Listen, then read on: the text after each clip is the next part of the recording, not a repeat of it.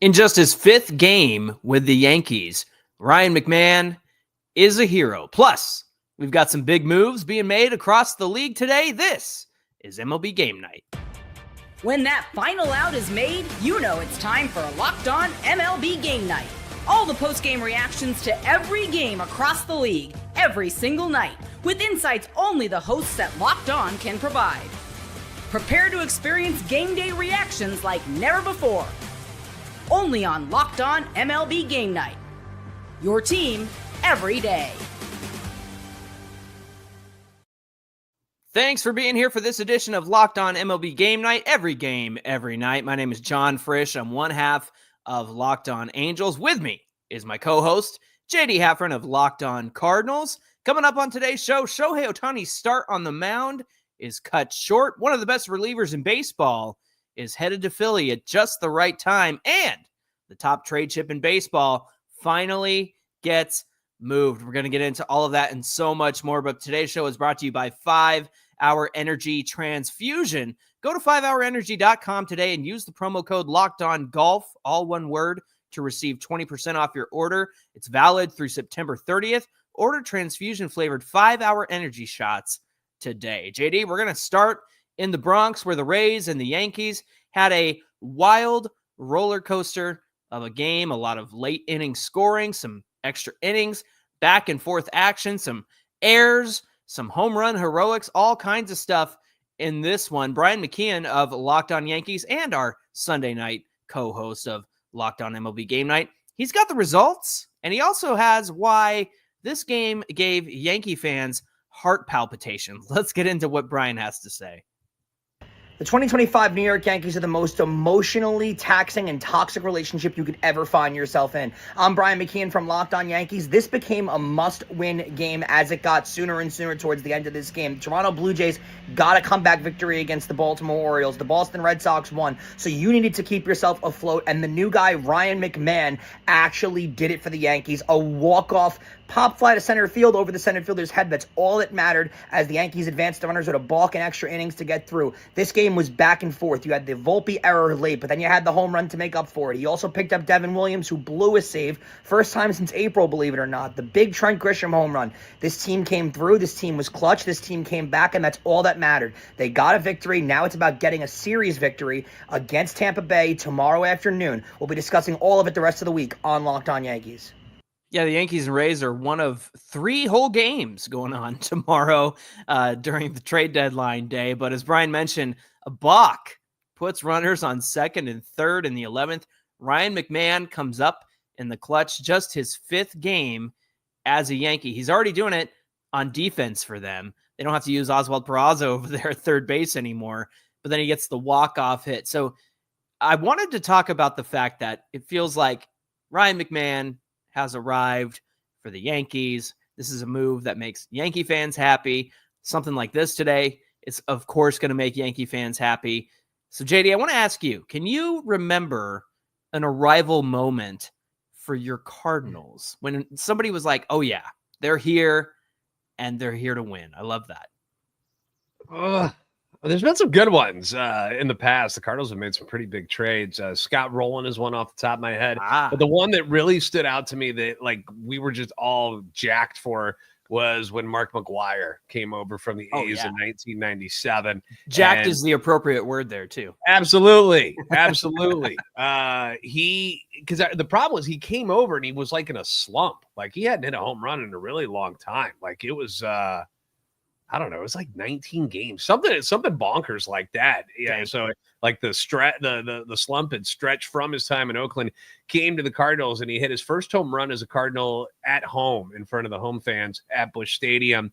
And it was a missile, dude. It had to be like, if there was StatCast, it'd have been like 178 miles per hour off the bat. It went off the stadium club plexiglass, and it looked like it just shook the whole stadium. Like it was a rocket, and he gave it the old pump when he, because he finally got one, because he felt bad. He was pressing, because that's what they brought him over here for. 2 for 25 in the first 7 games with the Cardinals before he hit that one. He'd go on to end the year with 24 home runs in 44 games, which was kind of a preview of what was to come in 1998. Yeah. Nothing significant in 98, right? For me and the Angels, it's Torrey Hunter in 2008, his 8th game of the year. He had just signed with the Angels. They're at home against the Cleveland Indians at the time. He hits a walk-off grand slam to win it. And that was the moment that was like, oh yeah, this is a good signing. Torrey's here, everybody. So I love when a player has their arrival moment like Ryan McMahon did, because again, the defense needed to improve over at third base. He's done that for them. And then he gets that walk-off hit. And, I know it's extra innings. I know there's a Manfred runner out there and whatnot, but just being able to come through in that moment, especially after such a back and forth rocky game, it just solidifies your place. And he's certainly going to be a big part of what helps them get to the playoffs this season. Let's take it to Milwaukee. The Brewers and the Cubs, they entered the series on Monday night, tied for first in the NL Central. The Brewers took the first 2 games pretty decisively, Jay. And then today they had the chance to sweep the series with Freddie Peralta on the mound to try and complete that sweep. We're going to find out from Sam Ober of Locked On Cubs how this one turned out, and could they complete the sweep? Well, let's find out from Sam. The Cubs are a lot better when Kyle Tucker is Kyle Tucker. I'm Sam Ober from the Locked On Cubs podcast, and the Cubs salvage the series finale in Milwaukee, a very important salvage. It felt like if you really want to win this division, you can't get swept at this point in the season, and the Cubs were able to avoid doing that. Shohei Ohtani was much better today than his last outing, was able to get 8 punch-outs at 5 innings. Shout out to Moises Ballesteros, who got called up, inserted right into the DH role to start the ball game. He broke the game open with a 3-run double, making it 5-1. Really big day for Pete. A lot of, good days around when you put up 10 runs, but the fact that Kyle Tucker is starting to look like Kyle Tucker again is the key. It's like we talked about on the show yesterday. The Brewers are going to be better than the Cubs if Kyle Tucker and Seiya Suzuki and Michael Busch aren't hitting, but when Kyle Tucker is Kyle Tucker, it's a different story. Yeah, I should say Michael Busch hit a home run in the very beginning of the game. First pitch, he actually beat the score bug, JD, before that could even display at the bottom of the screen or the top of the screen, wherever Marquee Sports puts it. First pitch, hits a solo shot to start the game off Freddie Peralta.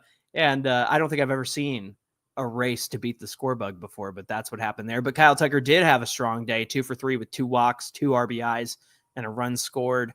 Shota Imanaga, as Sam mentioned, had a nice game, a nice bounce back. 5 innings pitched, just 5 hits, 3 earned runs, 8 Ks, 2 home runs surrendered against that Brewers team. And on the other side, Chuck of Locked On Brewers, he's got his thoughts on this one.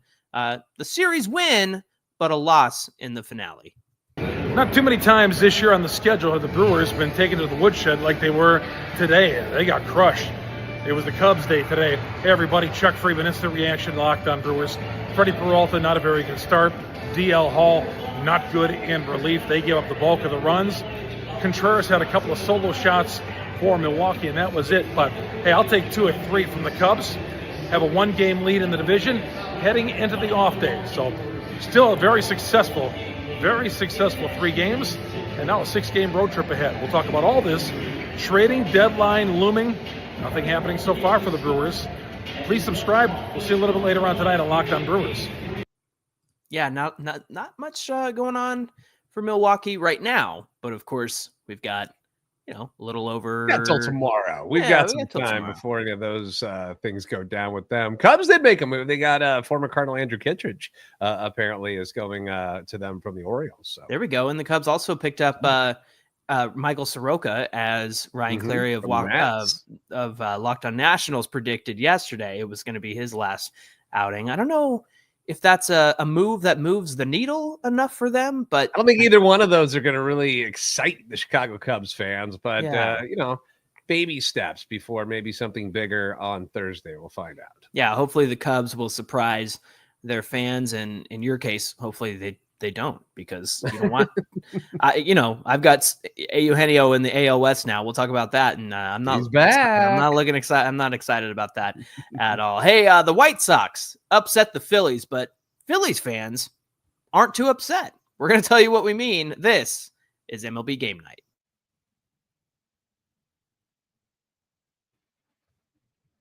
Today's episode is being brought to you by 5 Hour Energy Transfusion. It's time to fuel up and turn it up with 5 Hour Energy Transfusion, which brings the bold grape, ginger, and lime flavor of your favorite golf drink, minus the alcohol, of course, into a quick, energizing shot. Now, whether you're sinking birdies or you're just making memories with friends, this is a hole-in-one for your energy game. Honestly, some days, you just need that extra boost to stay sharp and energized.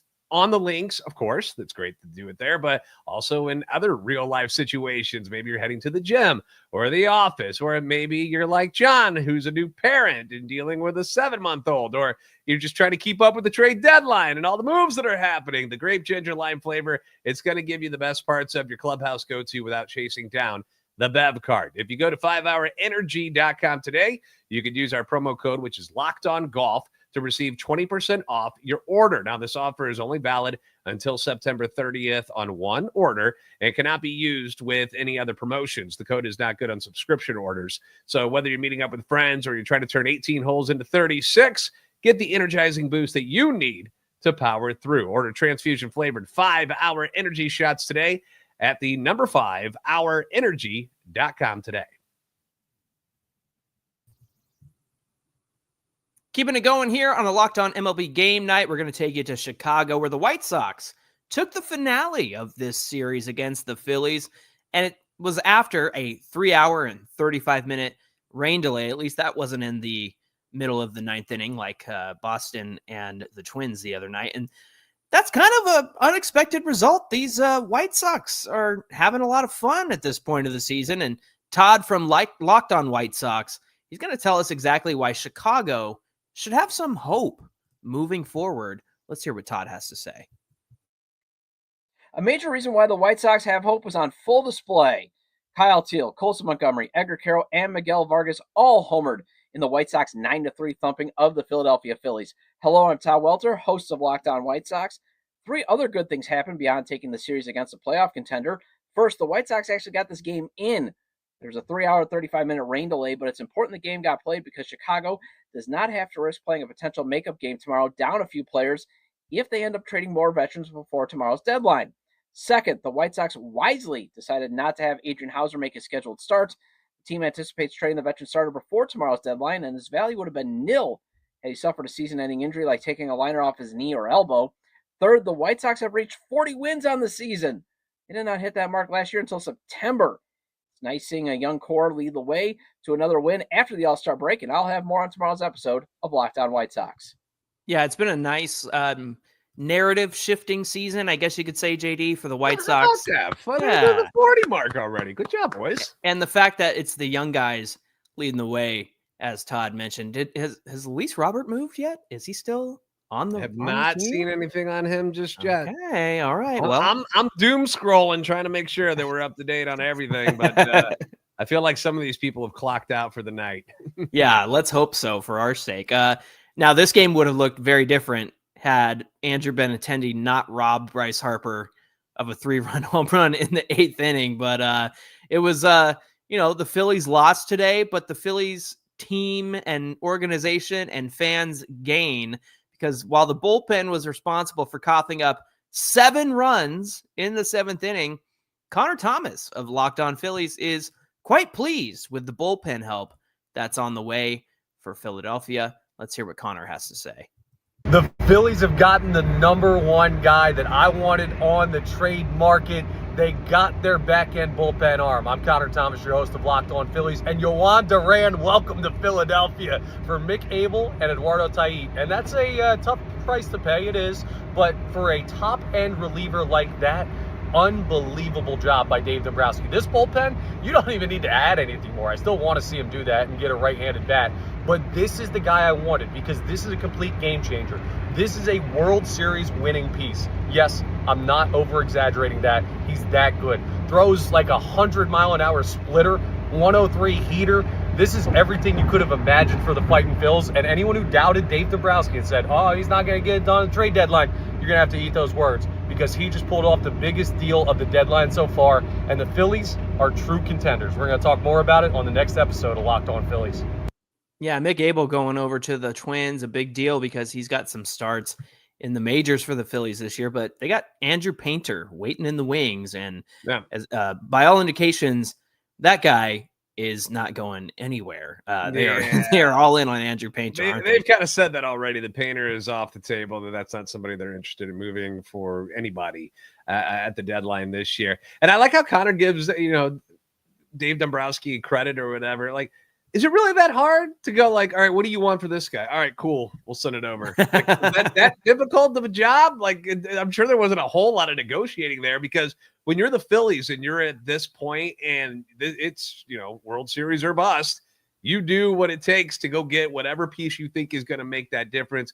Mick Abel was not going to be that difference this year. So this feels like it was very simple to get done if that's all they were asking for. And whoop, there you go. I hear what you're saying. I think it's just Dombrowski's reputation for selling the entire farm to make these trades happen sometimes. So maybe it's more of like a, getting away with it kind of attitude, as opposed to, well, there goes our entire farm system. Because with like I mentioned, with Mick Abel going and Andrew Painter waiting in the wings, you could afford to move him. It was fine. Yeah, they're going to be just. And guess fine. what? If you don't, and you had to move, so you go buy somebody else because you're Philadelphia and you have money. So I don't see how difficult this job is. I don't understand.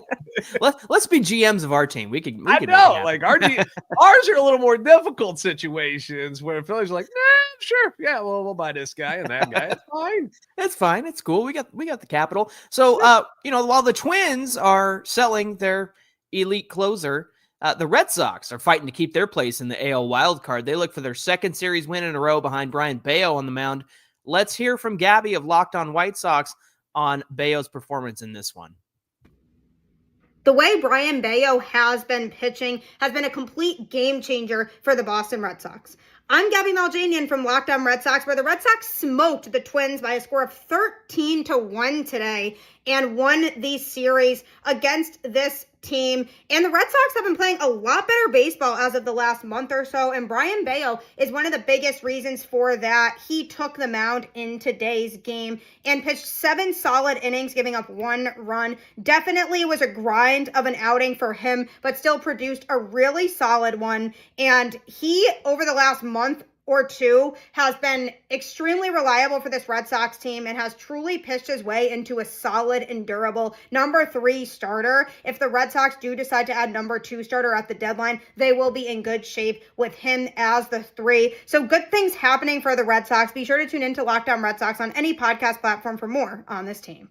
Yeah, Brian Bayo getting good at just the right time for the Red Sox, but a huge 13-1 victory for the Sox. Jarren Duran with a 3-for-5 day, 4 RBIs and a home run.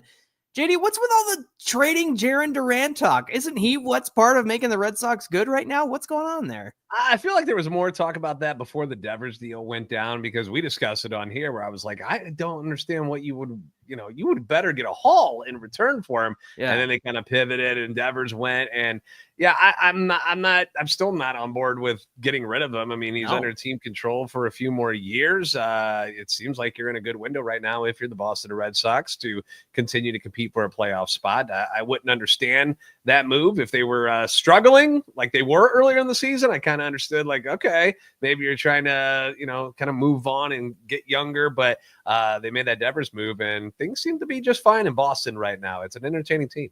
Yeah, it's funny. They actually have more wins than the Yankees, but the winning percentage is lower. Let Stacy hear you say that. I know she's creeping in there. I'm glad she's here. Great to see Stacy, of course. Let's take it to the Pirates and the Giants, who went to extra innings. The Pirates, they're not going anywhere this year, but they might have just taken the Giants with them in terms of not going anywhere. They completed the sweep of San Francisco in a 2-1 victory in 10 innings. Here's Gary of Locked On Pirates on how there was an unsung hero in this game. The Pittsburgh Pirates just swept the San Francisco Giants to start this road trip in dramatic fashion, 2-1 in extra innings today. Hi, this is Gary from Locked On Pirates. Man, Mike Burrows is maturing right before our very eyes. He's really turning into a member of this rotation that you're not looking at as a placeholder any longer.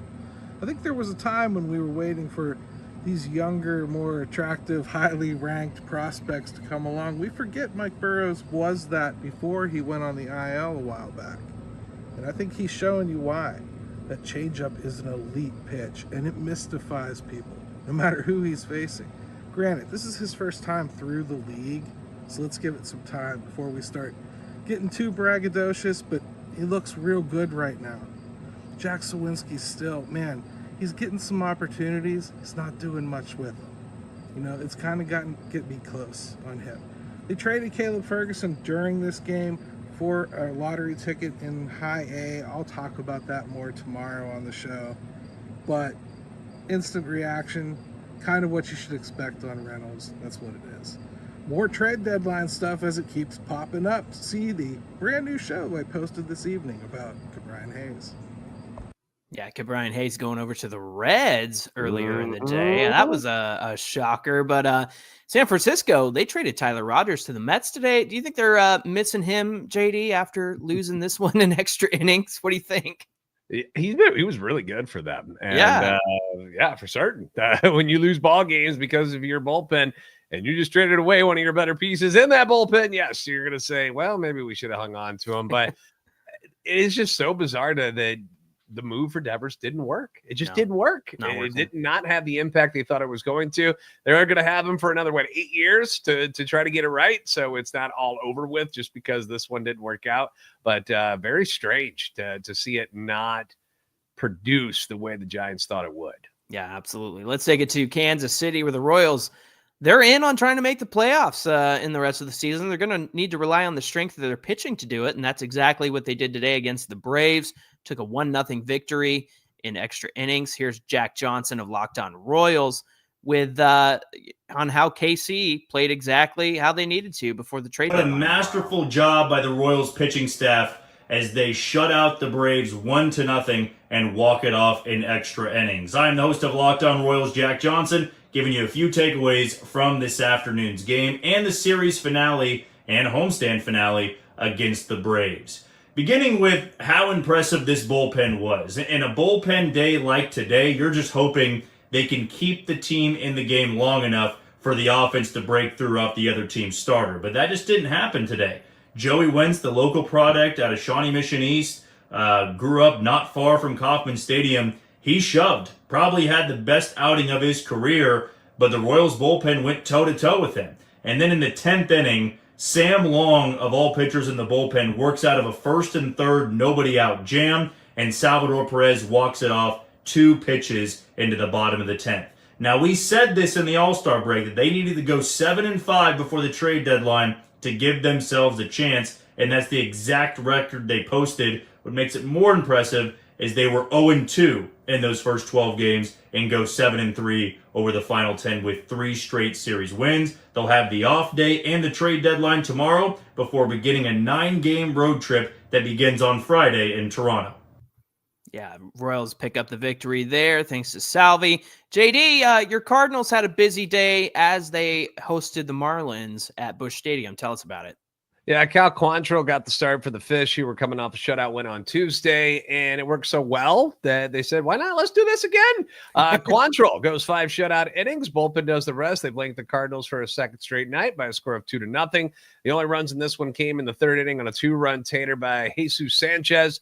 439 feet, dude. Woo! He tattooed that sucker, landing in the grassy knoll there in center field at Busch Stadium. Miami finishes 15-10 in July, giving the club a winning record in consecutive months for the first time since June through August in 2017. Wow. And since June 13th, the Marlins are 27-14, tied with the Brewers for the most wins in the majors. During that span, the club has won 10 of its last 13 series. Are they going to be sellers still? You still keep seeing Sandy Alcantara's name popping up, maybe going to the Padres. That's the rumor that's been floating around there now. Is that a possibility? I don't know. I keep saying I'm sticking with my squad here. You don't really have to get rid of these guys. On the other side of the coin there, the Cardinals made more trades than runs scored tonight. They sent their closer, Ryan Helsley, to the Mets. In exchange for 3 prospects. Then they shipped left-hander Steven Matz to the Boston Red Sox in exchange for corner infield prospect Blaze Jordan. Next guy on the list that's probably going to get shipped out of St. Louis is Phil Maytime. That would be the next. Ryan Helsley, Tyler Rogers joining Edwin Diaz, and good grief, they got a nice little bullpen going on there for the Mets, so that's going to be exciting for them. Hey, coming up, Shohei Ohtani leaves his start on the mound early. Ohtani. Mm-hmm. This is MLB Game.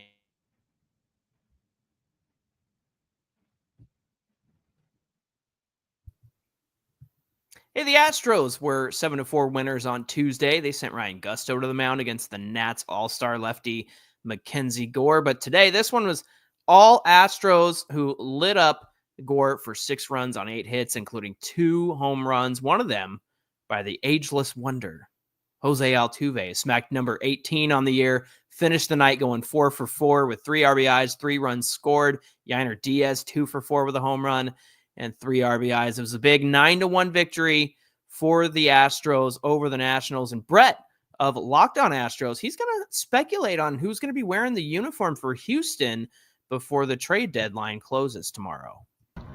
Jose Altuve goes off, and Yainer Diaz says, "Don't trade me." Hello, I'm H-Town Wheelhouse here with Locked On Astros. Jim Bowden reported earlier that the Padres are willing to deal Dylan Cease, and the Astros have been talking, but the Padres asking price is a starting catcher.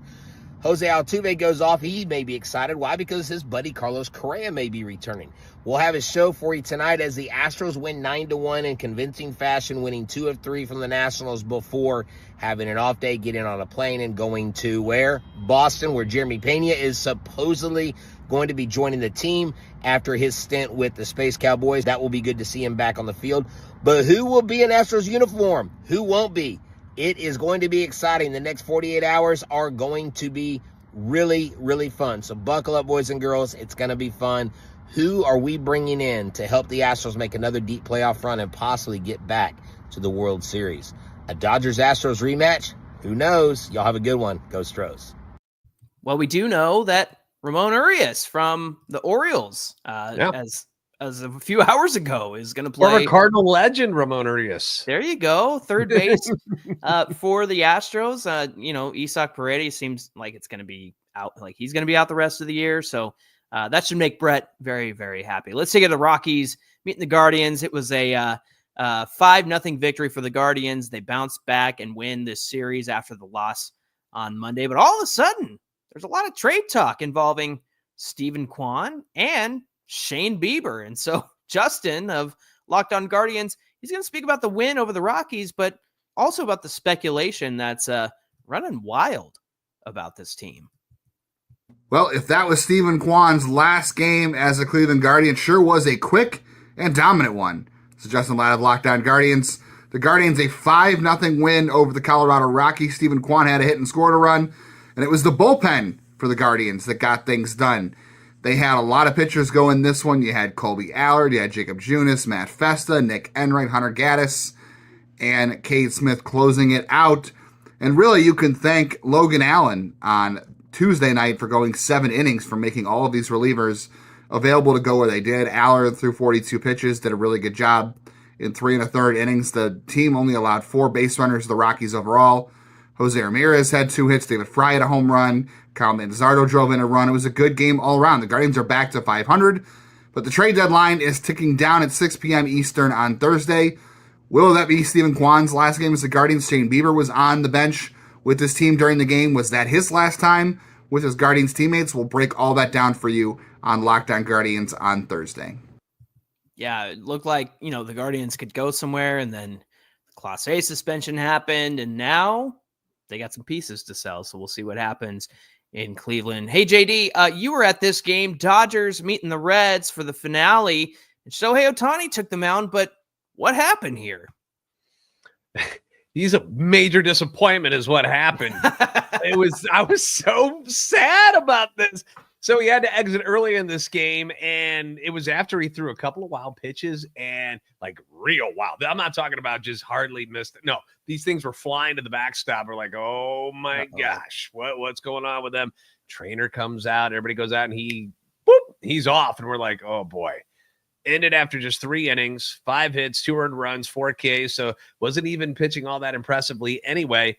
And then he was able to stay in the game. And me and you had that discussion about whether or not should that be legal if you leave with an injury so that the bullpen guy can warm up and take as long as he wants. Right. You leave with an injury. Are you allowed to stay in even though you're the DH? It's just a kind of a strange situation there. But he did remain in the game as the DH. They said it was cramping with his lower body. So that's good news because you don't want to hear about injuries with any of these guys. The last time I heard the words Shohei Ohtani and cramping, his UCL fell apart like a week later. So I don't buy that for a second. That's what they said. It was a lower body thing. I know better. The Reds went on to win this one by a score of 5-2. But not only did the Reds pick up that win, they also made some moves. The Key Brian Hayes trade, which we talked about a little bit earlier from the Pirates, came over, which was interesting because we were told that they were in the running for Eugenio Suarez, who's a slugger.